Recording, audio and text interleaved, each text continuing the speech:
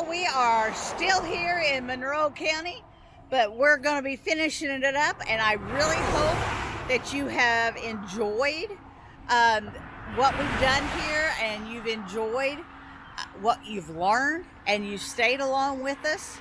And, you know, there's been some surprises, and I like that. Because I just like, wow, that's really cool. So stay tuned for the rest of the episode, and we will finish up Monroe County. All right, we're here at the Gundlach-Grosse House, Main Street in Columbia, Illinois. This Greek revival home was built in 1857 for brothers John and Philip Peter Gundlach, who ran the Monroe Brewery. John served as Columbia's third mayor. The house is a 1.5-story brick building. Its corbel brick frieze is representative of the decorative brickwork commonly designed by German immigrants. The entrance features a classical pediment supported by ionic columns, and cast iron pilasters. The door is flanked by 2 windows with broken scroll pediment lintels. The house's gable roof features 3 gabled dormers on the front and back sides. The house was added to the National Register of Historical Places on December 18th, 1978. This is our next marker. It's a little above my head, but I'll bring it up there so you can see it. Monroe Brewery, 603 North Main Street. John Gundlach built this building in 1856. He and several relatives were partners in the business until the Reconstruction era. In 1883, the brewery was operated by Klausman Brewery Company of South St. Louis. Its annual capacity was 6,000 barrels of beer. Underneath the building were beer caves capable of storing 3,500 barrels. There was also a malt house and mineral water establishment connected with the business. In 1941, the Columbia American Distillers began a distillery operation in the building. During World War II, they produced wood alcohol, later resuming production of whiskey named Old Monroe and Columbia Whiskey. Operations ceased sometime in the 1960s. This is our next marker. I'm going to show you a little bit of the house here, then I'll do a walk by. I'm going to get up here where I can show you the marker. This is the Gundlach-Wagner House. This home was built in 1869 by Christian Reuter and sold for $1,800 in 1871 to John Gundlach, owner of the Monroe Brewery. John's daughter, Anna Gundlach-Wagner, lived here following his death until 1922. Then the home changed hands many times throughout the following years. The home is often referred to as the Wagner-Gundlach House. Registered as a Columbia local landmark in 2013, the home was originally a vernacular German cottage and was later updated with colonial revival features such as the porch and side bay window. The house maintains the typical parcel layout with an attached side building that was later extended. So you can see that's the bay window area that would have been added there, and then the porch area, but it's still got some fantastic brickwork. It's a business now, and it's well maintained. They've done a really good job. So far, I'm really impressed with how the city of Columbia is preserving their history. It's really fascinating to me. Alrighty, this is the Koch House. It's spelled K-O-C-H. There.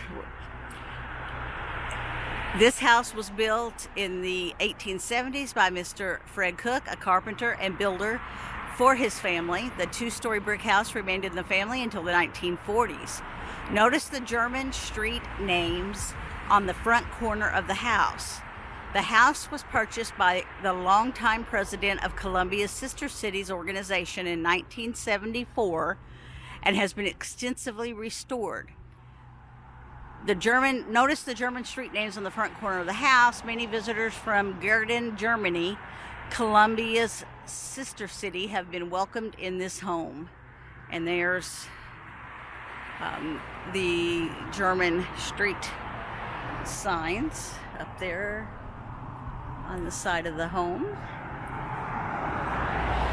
And it is a beautiful brick structure. The painted brick. It's just very nice.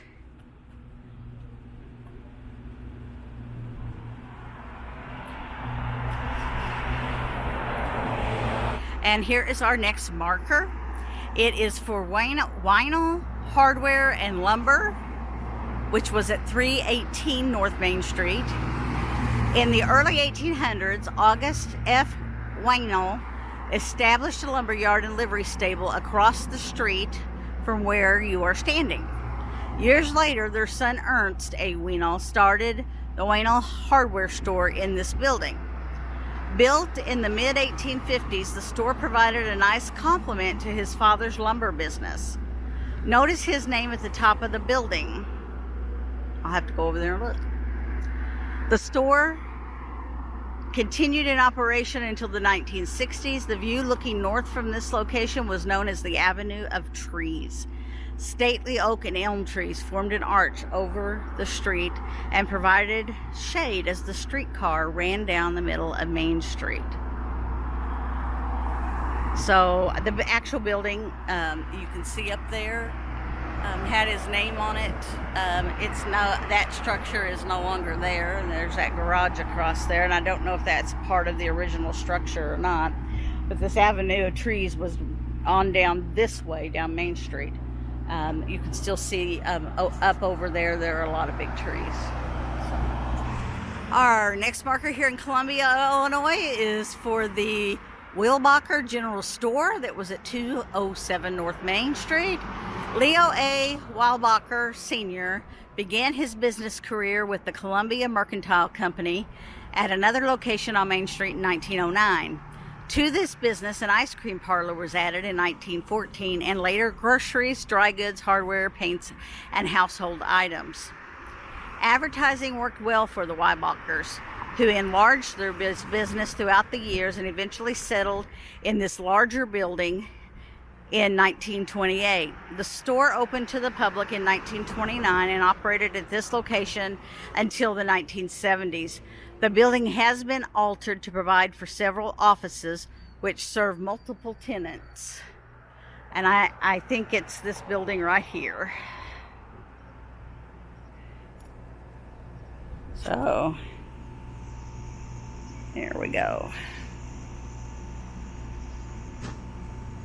This marker is for the Tunze Saloon at 127 North Main Street. This two-story building on the corner of Main and Locust was the location of Louis Tunze Pool, Billiards, and Saloon, and doubled as Gus Tunze's residence. Mr. Gus Tunze was a town trustee from 1903 to 1904.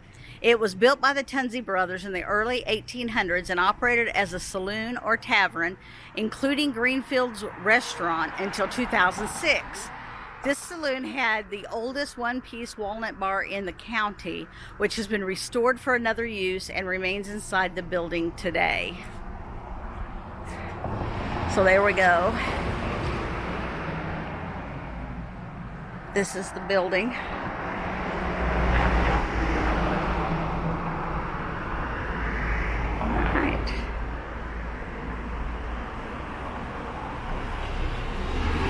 This marker is for Rose's Drugstore at 120 North Main Street. This building was the location of the John J. Shaefer Drugstore from 1896 until 1899, when Mr. Herman Rose bought the business and renamed it Rose's Drugstore. The store boasted Columbia's first soda fountain. Although the drugstore had changed hands, one constant remained. Drugstore employee John Dabb worked for both families. eventually became a degreed pharmacist and purchased the business from the Rose family in 1918. The store finally became known as Dabb's Drug Store. After John Dabb retired, the building became a variety of other businesses. In 1987, Conrad Press leased the building to operate the Monroe County Independent newspaper. This marker's for the Reichenbach Building from 115 to 119 North Main Street. Known as the Reichenbach Building, this location was built in the 1880s and used as Reichenbach Saloon, which was called a farmer's place. It was sold to Mr. Gus Geckler and converted to a bakery, which operated until the 1950s, when it was converted to a bar and lounge known as the Shangri-La. This location formerly housed the famous Eberhard's restaurant, which had been touted as Southern Illinois' finest German restaurant. And that would have been here where Joe's Pizza is now.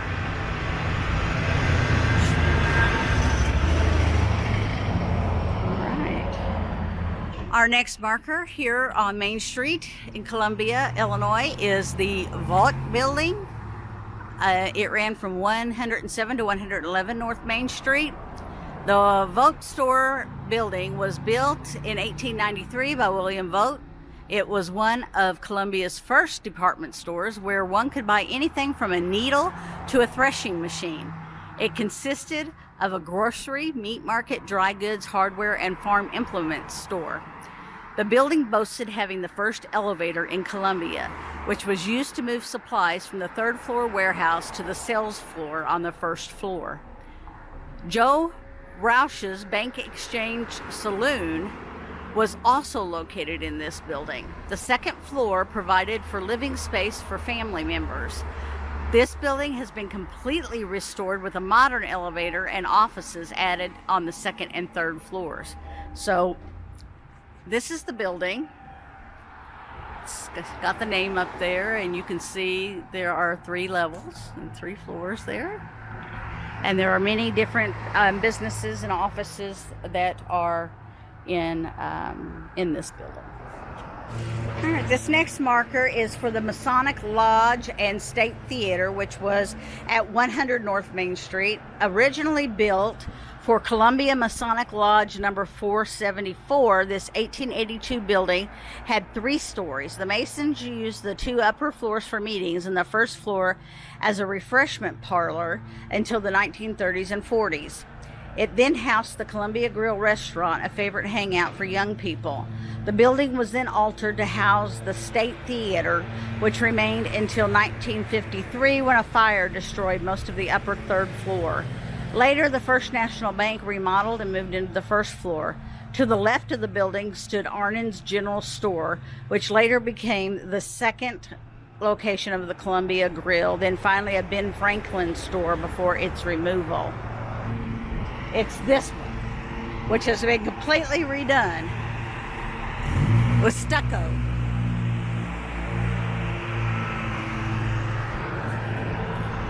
The next marker we have come upon on our walk down Main Street here in Columbia, Illinois, is for the Arlington Hotel and Saloon, which was at the intersection of South Main Street and Legion Street. On June 12, 1951, several hundred people gathered at the dedication by Mayor A.C. Meter of a round bronze plaque to designate the center of Columbia's city limits and new street and house numbering system. The plaque was placed on the sidewalk across the street from the historic 1820 center of town limestone benchmark. At an earlier time, this corner was the location of a 3-story brick building known as the Fairmont Hotel, then later the Arlington Hotel and Saloon. With the purchase of a beer for a nickel, patrons could also indulge in the buffet. This building was where drummers or salesmen spent the night after calling on local merchants. This is the center of town marker that we talked about in 1820 that they used for the new numbering system as they went through and gave new numbers to all of the homes and businesses on Main Street. All right, we got some music for background of this one. But we are here for this marker, which is the Columbia Star Printing Company, the 100 block of South Main Street. The building at 121 South Main was first home of the Columbia Star Printing Company. In time, it served as a location for 3 confectionaries before Steve Albert opened a floral shop on the first floor. The building was built in 1878. The corner of Oak and Main was the location of the old Universal Garage, which offered services for both horses and automobiles in the early 1900s. The building later became an electric shop and sales floor in the 1950s.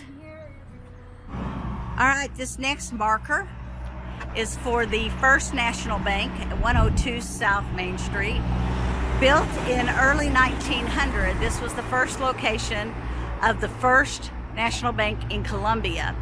It still has security bars on the windows and houses the original brick bank vault.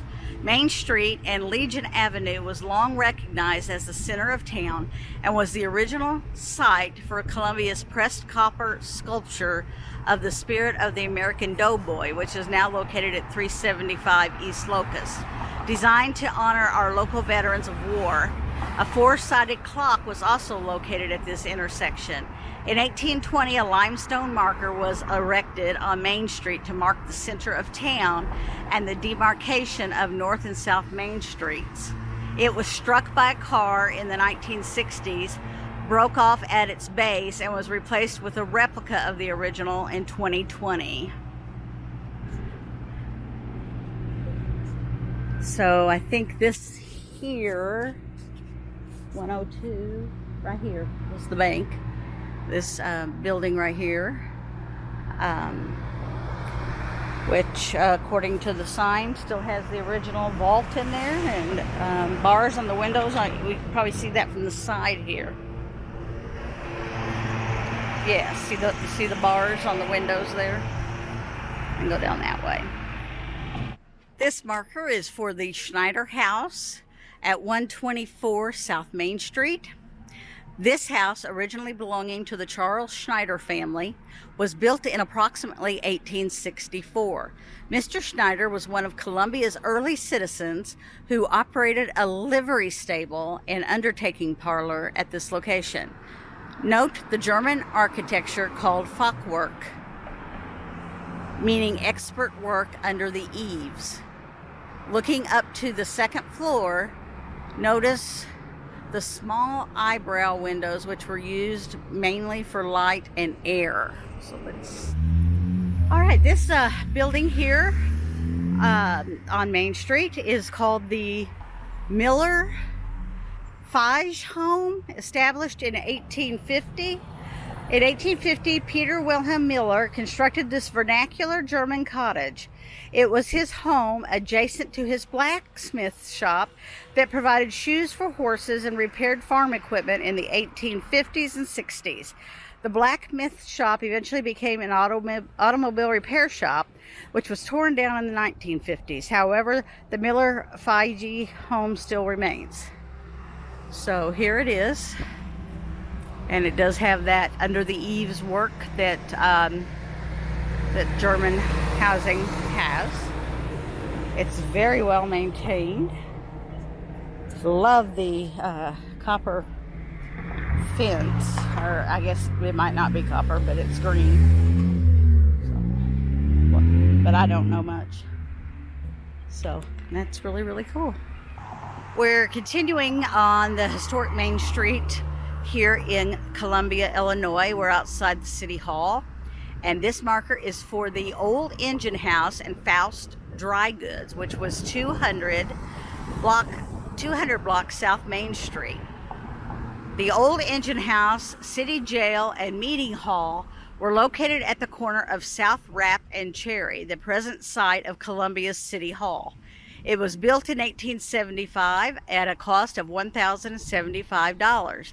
It housed prisoners in what was commonly called the caboose. The building was removed in the 1940s, but the jail cells, which still remain, were placed in the basement of the new building to again serve their original purpose of housing prisoners. In the area of the City Hall Fountain and Park once stood the William J. Faust Dry Goods Store. The two-story brick building was built in 1855 and used as a dry goods store until 1966. It was removed in the 1970s when the property was purchased by the city. And so here where the fountain is would have been where the dry goods store was. And then back there where City Hall is where the jail, and they say the jail cells are still there. This marker is the Roessler Building from 202 to 204 South Main Street. This building was built in the late 1800s and purchased in 1915 by the late George Roessler Sr. It was originally the Millstadt Brewing Company saloon managed by Mr. Roessler and was also used as an ice house and trucking business. The family resided on the second floor. In later years, the corner housed a barber shop operated by several different tenants. And that would be this building right here. This marker is for the Breidecker House at 217 South Main Street. Originally one story, this home was built in 1866 from brick made in Columbia. The Breidecker family, who immigrated from Germany and were early settlers here, owned the home and added a second story and front porch in 1910. The old St. Louis Hotel, which was located in the current location of 112 South Main Street, was owned and managed by Christian Breidecker, who was also a town trustee from 1863 to 71. The home remained in the Breidecker family until the 1950s, when it then became a rental unit. Evidence of a fire that nearly destroyed the home remains in the attic. The home has been partially restored to its original style and was designated a local landmark in 2013. And this is the home here. Okay, this marker is for the Franklin Inn and Buck Tavern at South Main Street and South Liberty Street intersection. At this site stood the Franklin Inn, later called the Buck Tavern because its sign was adorned with deer horns. Built in 1828 as a stagecoach stop, it was famous for its hospitality. The stagecoach would change horses here, and the passengers refreshed themselves for the long journey to Weinel, the overnight stop en route to Kaskaskia, where most passengers were headed to claim land. Prices for liquor included a free lunch and were $1.25 per gallon for cheap whiskey, $1.85 for the best liquor, and by the drink only 5 and 10 cents. The building continued as a tavern and coach stop until 1872, when the railroad began. It remained a favorite watering hole in Columbia until its removal in 1958. This marker is called the Shaefer House. It was at 301 to 305 South Main Street. This home was built in 1880 and was the residence of Mr. and Mrs. Theo Shaefer. Mr. Shaefer operated as a blacksmith in the building on the corner. He was a town trustee from 1901 to 1903. The home was designated a local landmark in 2013 by the members of Columbia's Heritage and Preservation Commission, as evidenced by the plaque on the front of the building. And this is the house here. And the plaque is over there. Put this down for you so you can see. The plaque is over there on the wall. We are continuing the Main Street history. I wanted to get a walk-up of this church. This is the marker we're going to next, is here in front of this church.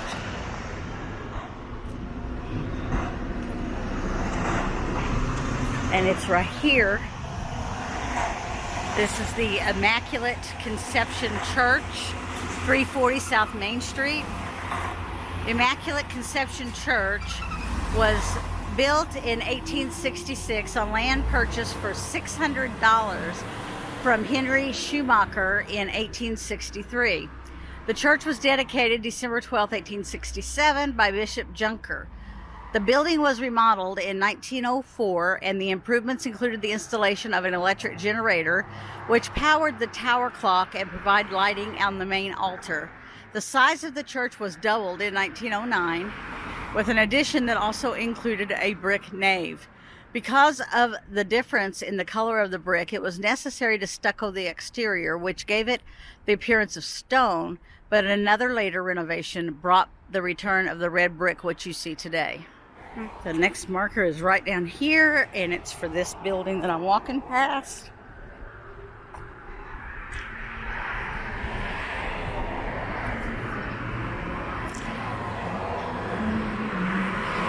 So the marker is right here on this pole. It says it's the Pfeffer, I think. Pfeffer, that's it. Peace silent. Okay, Pfeffer Mercantile Store, 402 to 418 South Main Street.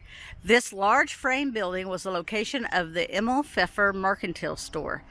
An open porch extended across the entire front of the building and wrapped around the north side.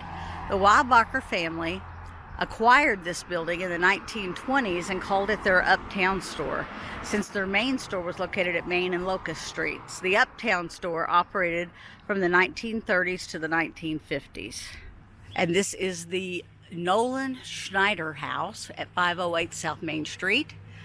The Nolan Schneider House is likely the oldest structure still standing in Columbia. It was built as a one-room log cabin in 1810 by Louis Nolan. It was later purchased by Philip Schneider, who added a three-room brick addition and later covered it with wood siding. The logs extend into the cellar and are visible today, as well as log trusses on the roof. A deep well remains on the property that at one time supplied drinking water for most of the neighborhood. This, I think, is the Schneider building up there, and you can see the under the eaves work and the small windows, which would have been called eyebrow windows. They were probably a different shape, just to let light in. And this has been updated a lot, but this is the building that was the Schneider House.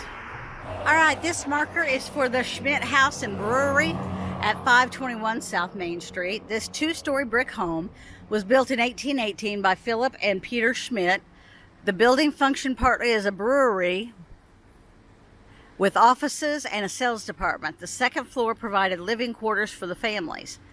An arched stone cellar under the building, which still remains today, was used to store the barrels of beer for aging. Water for brewing came from a deep well located in the backyard, which was fed by an underground spring. When the beer had fermented, it was placed in barrels, sugar added, and then rolled down the road to the beer cave at the bottom of the hill. The brewery closed in the early 1860s. So here's what remains of the two-story brick building, which is in a remarkably good shape. That was the Schmidt Brewery. All right, this marker is the German style cottage.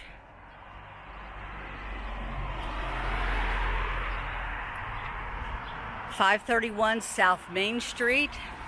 Note the construction of this German-style cottage. The small eyebrow windows were used to provide light and fresh air to the second floor occupants. Also important to note is that the house was built directly on the sidewalk. Why? Because the German people were so thrifty, they reserved the backyard for an orchard, garden, and animals. You will notice this with many old homes in Columbia. And they are right. This is like right on the sidewalk. You see? And there's those eyebrow windows up there that they were talking about that provided light and ventilation to the second floor. And pretty cool. This marker is for the Eichmuller-Rau Building, 532 to 544 South Main Street. The Eichmuller-Rau Building was built in the 1800s by John Eichmuller and was used as a tavern and feed store. The living quarters were upstairs. The property was later acquired by Jacob Rau when he married one of the Eichmuller daughters. An arched brick cellar can be found below the main level. And here's the building.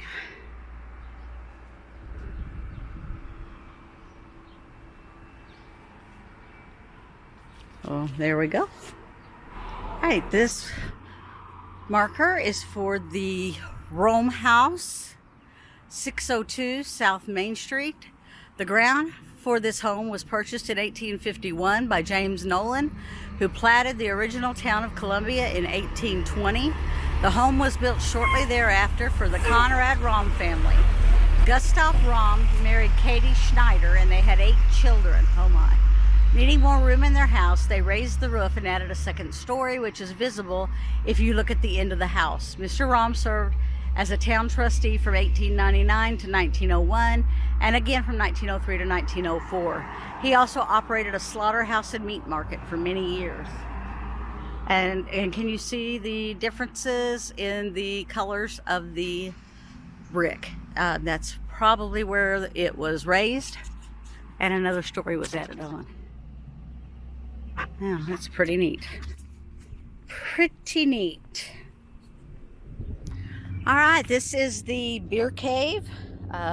It really, literally is a cave. Still there. I think that's amazing. It says here, this was the Schmidt beer cave. If you heard earlier, we were at the brewery, and it was up at the top of this hill. And this is the 800 block of South Main Street. The beer cave was used to store beer that was brewed at the Schmidt Brewery, which is at 521 South Main Street, in the early 1800s. The barrels of beer were later delivered to local saloons. The brewery closed in the 1860s, but the cave was used in later years to store ice that was cut in the winter for use the following summer. Only one room remains, with an air shaft at the back side to the ground above. Originally, there was a second room across the back with a running spring to maintain the cave's cool temperature, but it has since collapsed. In the 1930s, hobos who had ridden trains on a nearby track would use the cave for shelter. The cave remains at 52 degrees during the summer months. And that's awesomely cool. People have tried to gain entrance, and they've had to repair the wire many times, it looks like. But there we go. I think we're at the end of the Main Street historical trail that we've been doing, and this marks the Kaskaskia-Cahokia Trail. Columbia's Main Street began as the Kaskaskia-Cahokia Trail, a path created by Indians as long ago as 11,000 BC, when they traveled from Old Kaskaskia, or Kaskaskia Island, to Cahokia. The trail played an integral part in French colonization and remained a main road through the founding of Illinois as a state. With the coming of settlers to the area, the path became well used and was widened to accommodate wagons and stagecoaches. To aid travelers as they journeyed through Columbia, an inn, stores, saloons, and a post office were established. The streetcar ran down the center of Main Street as continued growth necessitated better transportation. All right, y'all, I hope you have enjoyed this multi-part series on historic markers in Monroe County, Illinois. Yeah, I suck at this. Anyway, I hope you enjoyed it. I hope you've learned as much as I have. And give me a comment. Give me some feedback. Let me know what you're thinking of this series. So we will find another county, and we will continue to bring these to you. And let's go learn some more history.